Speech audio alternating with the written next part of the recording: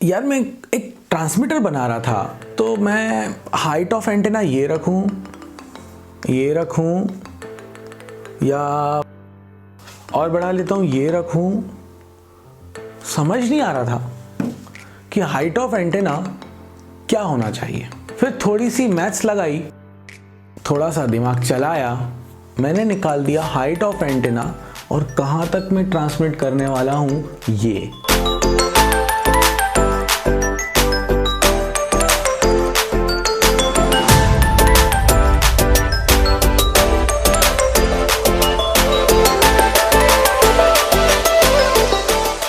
तो दोस्तों, इस वीडियो में हम लोग पढ़ने वाले हैं रेंज ऑफ अ टीवी टार और अ टार। और कई बार इसको दूसरी तरह से भी पूछा जा सकता है, आपको रेंज दे दी जाती है और आपको बोला जाता है हाइट ऑफ एंटेना निकाल के लाइए। अब इस वीडियो में हम लोग निकालने वाले हाइट ऑफ एंटेना, या हम इसको कहें कि रेंज ऑफ अ टार। तो ये मेरे पास एक अर्थ की सरफेस है, अर्थ कर्व्ड है। ये मेरे पास एक टार है, इस टार की हाइट को मैंने क्या मान लिया, h। ठीक है, कुछ नहीं करना, सिंपल सा एक कर्वेचर लिया, उसके ऊपर एक वर्टिकल सी लाइन बना दी। नहीं बनाना इस टाइप का स्ट्रक्चर, सिंपल लाइन बना दो, उसको बोल दो h है, वो हाइट ऑफ एंटेना हो गया, यानी BC।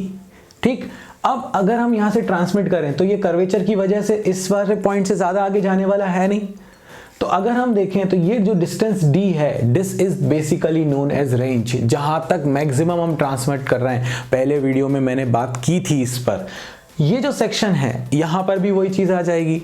अभी हम सिमेट्री मान रहे हैं, ठीक है। ये मेरे पास है रेडियस, यहां से सेंटर ऑफ अर्थ से लेके सरफेस तक की डिस्टेंस रेडियस हो गई। मुझे ये d निकालना है या फिर मुझे h निकालना है, ठीक है। और अगर हम देखें तो रेडियस हमेशा सरकमफेरेंस पर नॉर्मल होती है, मतलब क्या बना देती है, एंगल परपेंडिकुलर। तो अगर ये परपेंडिकुलर है तो ये टेंजेंट है ना, तो ये 90 डिग्री बन गया। मुझे तो सिर्फ d निकालना था। अगर मुझे d निकालना है तो मैं इस छोटे से ट्राइंगल को ले सकता हूं या इस ट्राइंगल को भी ले सकता हूं, एक ही बात है, सिमेट्री मान ली है मैंने। तो मैंने क्या करा, ट्राइंगल लिया OAC। फिर से देखना, OAC, इस ट्राइंगल को लिया और मुझे हाइट चाहिए, तो हाइट निकाल लेते हैं अपन। ट्राइंगल दिख रहा है, डिस्टेंसेस भी तो दिख रही हैं। ये पूरी डिस्टेंस कितनी होगी OC, R plus H, R यहां तक, H प्लस ये, तो R प्लस H, ये डिस्टेंस क्या है, D के बराबर, और ये डिस्टेंस क्या है, R, और ये 90 डिग्री है। तो इसका मतलब है ये एक राइट एंगल ट्राइंगल बन गया। दिख रहा है कि नहीं दिख रहा है, किसको निकाल के लेके आऊं? देखो यहां खड़ा हो गया बाबा जी, तो आपको दिख गया, ये देखो दिख रहा है अब ये ट्राइंगल, ये एक राइट एंगल ट्राइंगल, ये हाइपोटेन्यूज, ये बेस, ये परपेंडिकुलर आ गया हमारे पास, बिल्कुल सही। अब बस इस राइट एंगल ट्राइंगल में पाइथागोरस थ्योरम लगा दो, हो गया काम खत्म। इससे आसान डेरिवेशन नहीं ढूंढ सकता मैं। अगर ये मेरे पास एक राइट एंगल ट्राइंगल था, OC का square is equal to AC square plus OA square, पाइथा लगाया। OC क्या है, R plus H, R plus H। OA क्या है मेरे पास, R, रेडियस। हर साइड पे रेडियस तो उतनी होगी ना यार, अपन तो स्फेरिकली मान रहे हैं। AC की वैल्यू क्या है, D, range, D square. A plus B का होल स्क्वायर, बोलो जरा जल्दी से, A square plus B square plus 2AB, A square plus B square plus 2AB। R square से R स्क्वायर कैंसिल, क्या मिला, D square is equal to H square plus 2RH। अब जरा दिमाग पर जोर डालो और वो पुराने पापों से थोड़ा थोड़ा याद करने की कोशिश करो कि रेडियस ऑफ अर्थ कितनी होती है, 6400 किलोमीटर के अराउंड। मतलब हाइट ऑफ एंटेना क्या होगी भाई, 100 मीटर, 200 मीटर, 100 मीटर भी बहुत ज्यादा बोल रहा हूं, इससे ज्यादा हाइट ऑफ एंटेना क्या होगी। तो इसका मतलब है कि हाइट ऑफ एंटेना और रेडियस 6400 किलोमीटर, बहुत बड़ी है रेडियस। तो ये एक तो R स्क्वायर कैंसिल हो गया, और H स्क्वायर की जो वैल्यू है, ये थोड़ी कम है, मतलब इसके R के कंपैरिजन में। तो हमने इसको नेग्लेक्ट कर दिया H स्क्वायर को, तो D square is equal to क्या आ गया, 2RH। अब कहानी खत्म। अगर तुम्हें H चाहिए, हाइट ऑफ एंटेना, तो 2R को डिवाइड में ले आओ। और अगर उन्होंने डेरिवेशन में बोला कि नहीं मुझे तो रेंज चाहिए, तो D इज इक्वल टू क्या हो जाएगा, √2RH। तो ये हमारे पास कहानी खत्म कर दी हमने हाइट ऑफ एंटेना या रेंज कैसे निकालेंगे। इसी वीडियो में हम लोग आगे बात करते हैं maximum line of site distance की। ये डेरिवेशन इसके जैसा ही है मगर गड़बड़ हो सकती है, इसीलिए पॉज करके पहले नोट करो फिर हम आगे बढ़ते हैं।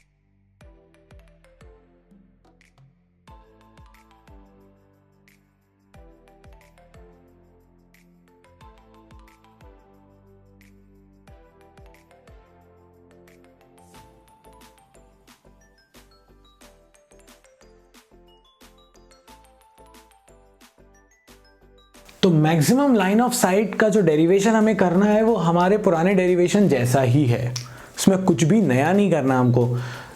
क्या है हमारे पास, ये ट्रांसमीटर है, अभी हमने बात करी हम मैक्सिमम यहाँ तक ट्रांसमिट कर सकते हैं, और ये मेरे पास रिसीविंग एंटेना है, तो ये मैक्सिमम यहाँ तक के सिग्नल्स को, मतलब अगर स्ट्रेट सिग्नल आए तो सीधे सीधे यहाँ तक आ सकता है। तो ये मेरे पास रेंज हो गई रिसीवर की, ये सेक्शन हो गया मेरे पास ट्रांसमीटर वाला सेक्शन। तो अगर हम देखें तो डायरेक्ट लाइन ऑफ साइट के लिए ये हमारे पास लेंथ है। अब ये एक राइट एंगल ट्राइंगल है, फिर से पाइथागोरस लगाएंगे तो वही dt निकाल देंगे, वही आएगा √2RH, अभी निकाला अपन ने। तो dt मतलब ट्रांसमीटर की जो रेंज है, दैट इज जहां तक वो ट्रांसमिट कर सकता है, और उसके बाद फिर अपने पास रिसीवर का जोन आ गया।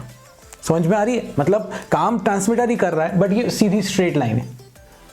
ठीक, अगर ये इस लाइन ऑफ साइट में आ गया तो ये रिसीव कर लेगा, अदरवाइज यहां के बाद फिर कोई और इसको रिसीव नहीं कर सकता, इसलिए मैं इसको रेंज बोल रहा हूं।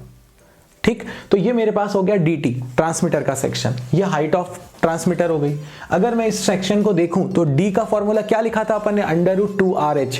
तो भैया dt को क्या लिखोगे, √2RHT।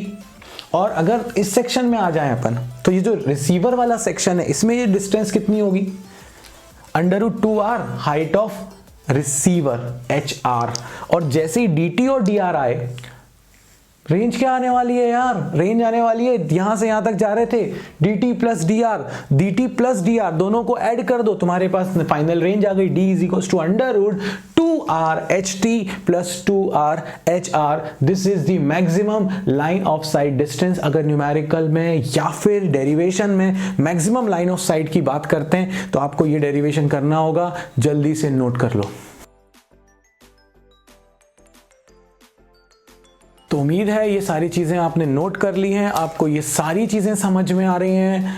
दोस्तों, नोटिफिकेशंस अगर नहीं आ रहे हैं, मैं बार बार बोल रहा हूँ, सब्सक्रिप्शन में जाके चेक करते रहो, कम्युनिटी के मैसेजेस चेक करते रहो, और इंस्टाग्राम पर हमें फॉलो करो, उस पर हम बहुत सारे नोट्स भी शेयर कर रहे हैं, धीरे धीरे क्वेश्चंस भी शेयर कर रहे हैं, तो इंफॉर्मेशन आपको मिलती रहेगी।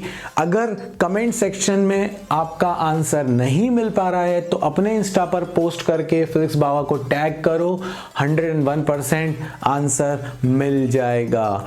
और फिर भी कोई और डाउट रह गया है कमेंट में मेंशन ज़रूर कर देना। इस वीडियो में इतना ही, जय हो।